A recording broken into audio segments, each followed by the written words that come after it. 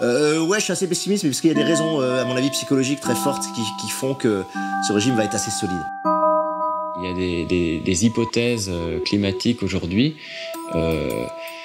absolument catastrophiques qui laissent penser que non seulement l'espèce humaine disparaîtrait et quasiment l'ensemble des espèces vivantes, mais qu'on pourrait même plus redémarrer de civilisation.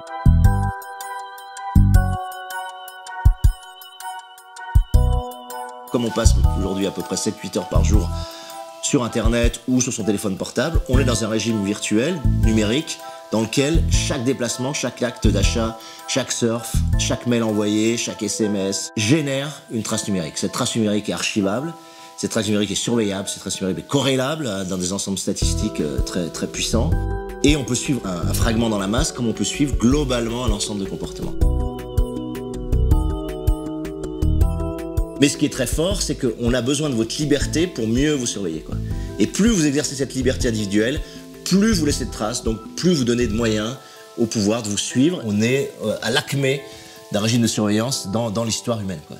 Parce que la mondialisation a interconnecté par des chaînes d'approvisionnement, par des infrastructures routières, des infrastructures commerciales, par la finance, par toute une série de réseaux qui sont homogènes et interconnectés. Si bien qu'aujourd'hui est né ce que les scientifiques appellent le risque systémique global. Et la question qui est passionnante, c'est de savoir si on va finalement s'entretuer ou pas.